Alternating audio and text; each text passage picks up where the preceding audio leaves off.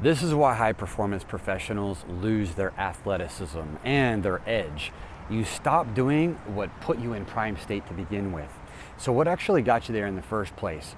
How many hours a day were you training? Were you spending countless hours mastering your craft and honing your skills so that you could play a particular sport, do your athletics, even compete or do professional level sports? What did training actually look like? So it's important to start there to see what helped you actually build that skill and that strength and that power and that ability to move in the first place. Now, the second thing is this. What got you there in the first place is not going to be the same thing that gets you back to that point. So, like I said, it's a good thing to backtrack and to take stock of what got you there to begin with, and a large portion of that still will carry over, but a large portion of it will not. And so you are a different person at this stage in your life, and so what worked back then for you is not going to be all the same things that work for you now to get you to the level that you want to be at. And I'm sure if you're anything like me, you want to be able to move with power. You want to be able to do anything that you want to do and have the freedom and the capacity for movement. Whether that's hand balancing, calisthenics, even tumbling, learning how to flip, playing whatever your sports are, surfing, being out in nature, doing all those things, not just at a level where you're going through the motions or you're able to do it, but I mean real high level, high performance, the same way that you are in your career, the same way that you're able to do your work and work in a professional capacity, to still have that in terms of your physical movement and your physique and your athletic power and your performance. So here's the deal, okay? Like I said, a lot of those things, like for me, for example, I used to train in completely different ways than I do now. I would do different sets and reps, different volumes, different frequencies, even focusing on different skills. So nowadays I focus on things that are opening up the upper thoracic spine and the shoulders, and continuing to progress in terms of that mobility with things like bridging and hand balancing and front walkovers and back walkovers and all those kind of things. And so there's going to be a shift, because there's been a shift in you, and you're not the same person that you were 5 years ago even, or 10 years ago, or 15 years ago, or 20 years ago, or 30 years ago. And on top of that, right now, you live in a jungle of stress. You have responsibilities. Of course, you have your career that you've taken years or decades to master. You have expectations that are placed on you. Maybe you have a family, maybe you have kids.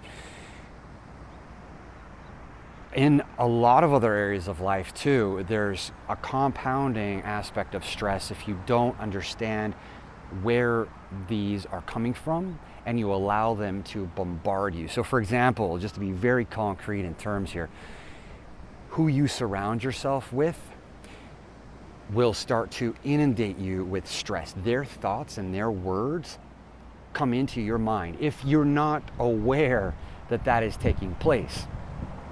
And so that will have a direct impact on how you feel from the day to day, because that carries over into the physical realm. And if you don't believe me, there's a simple test. Have you ever felt a lack of motivation? Sure you have. That comes from somewhere. Children, they have so much energy, enthusiasm for life. As they grow, that enthusiasm and that movement, that enthusiasm is evidenced in movement and in activity. And a lot of that is completely misdiagnosed. High energy people, that's a blessing. That is positive characteristics of someone's traits. and then being able to take all of that and focus that in like a laser.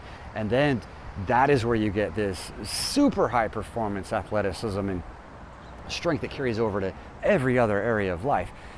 And so that starts to diminish as people grow more and more unaware that they're bombarded by those aspects of stress. And so that lack of motivation stems from a person not dealing with or starting to have their threshold for stress higher and higher and higher, or I should say, like, their ability to cope with stress starts to diminish because of a number of situations that you probably experience from the day to day. Number one is a lot of computer work, sitting behind a screen. So that lack of movement then there's a symbiotic relationship between the mind and the body, and you have to agree with that. And so the lack of action is going to affect the mind. The mind is going to be responsible for your motivation, and that is just a little just the tip of the iceberg, because if you've experienced a lack of motivation, that is the beginning point of other things that start to carry over into mental health and things like anxiety, depression. Those things can snowball, and then there are physical symptoms that go along with those. So if you've ever had a tension headache, that's just the tip of the iceberg of those kind of things. So you're already experiencing these things, and that is having a direct impact on your body and your ability to recover after you train, what your body is able to do during training, the resistance that is going to start compounding within your own body. So the way that this starts to manifest in your body is things like tightness and stiffness. So a lot of people make the mistake of thinking that, oh, it's just age, or oh, they're just inflexible, or man, the muscles are just starting to get tight, they're just starting to get stiff, or there's a low amount of collagen, or maybe your hormones are not correct or whatever.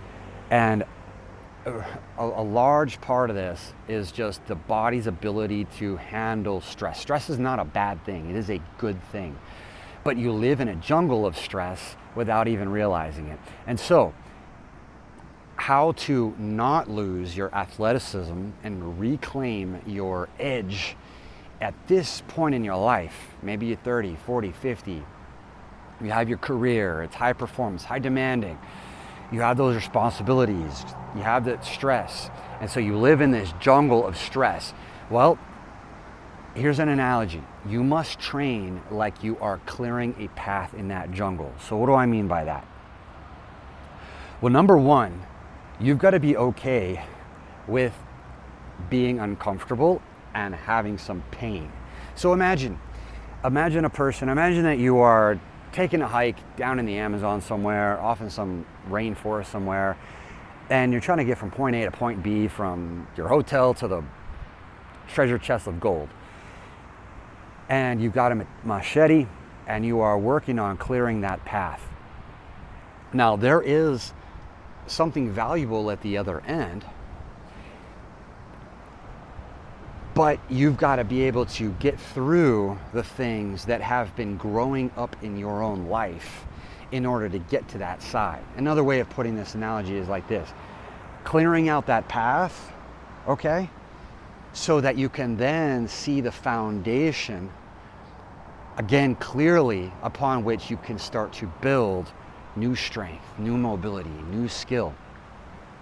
So it's not so much the sets and reps, or what supplements you're taking, or the certain moves, because all of that is secondary, and I got to get you to understand that concept. It is secondary to this principle that you've got to be okay with clearing out those things that have been growing up in your life that you are unaware of, and that have been causing physical setbacks that you think are becoming just the new normal for you. And so shifting gears and starting to clear away. Okay, You might have to deal with some joint pain. Your elbows might start to flare up. I remember this whenever I was going through basically building out ninja strength. It's one element of Powerbatics in our training at Pacific Rim Athletics. And it's like our proprietary system for calisthenics. And so a lot of static positions and then certain moves that build that gravity defying strength. So for example, like human flags, front levers, muscle ups, so on and so forth. And as I was building up each of those moves and skills and working through all of these progressions and mapping this out, and in some ways like relearning my body at the age that I was at that time, man, I felt every single joint flare up. And I was wondering like, what's going on? And that is that clearing of the path through that jungle. It is chopping away with the machete to expose that foundation so that you can start building on top of that. And so that means like taping up the elbows, using braces at certain points. I tell students that if things start to hurt, then for those things that elicit those pain responses, and remember, pain responses, and this is a very interesting principle, pain responses are from the nervous system. They are from your brain. Now, the mind and the brain are two different things, okay? But your brain and your body are connected, and your body's ability to deal with pain is a part of your stress tolerance. And so anyway, that aside, perhaps there are certain times that pain is triggered in certain joints and you think that you're just immobile and tight and stiff. And that time where it's triggering those things, you'll need to provide that support. But then whenever you don't need it and it's sort of maybe uncomfortable, but you can still train, then you get rid of that and you continue building that strength. This is part of like prehab and rehab, and then mobility and strength development. Inclusive of that is flexibility. But as that is being rebuilt, sometimes bracing is necessary. That's just one little example. That's one micro example, and something that I went through that you might be able to relate to. So every single joint went, and it was like, okay, well, I'm going to keep going anyway. And then one by one, like that healed. Then this, then I felt this, and then that healed. And then, or the threshold was, you know, the tolerance level was increased, and so I didn't feel it, or the connective tissue remodeled, or whatever the case may be. It was just part of clearing that path of that jungle, and then starting to stack bricks and layer bricks, or get to the treasure chest of gold and unlocking those new skills, which then has its own physical impact. So like our students, whenever they unlock, for example, when they hit their first muscle up, oh my gosh, the eyes open up super wide, or the first time they nail a backflip and they're so loud, it's like all of that stress, all that jungle from the past 5, 10, 20 years is just gone. And so those bursts there that are necessary, just like a child, whenever a child is learning and they get so excited about something, that is the opposite side of the stress that helps you to break through, and it resets your brain. And, you know, to get scientific, there's neurotransmitters and there's different things that happen neuropsychologically that have then a physical impact on the body. And so you start to completely feel different, and you become something that's new again and not overrun by this jungle of stress. And so that same high performance professionalism that you have is then starting to be carried over into your athleticism and your ability to move with power. So that's it for this video. I'll see you in the next video and in training soon.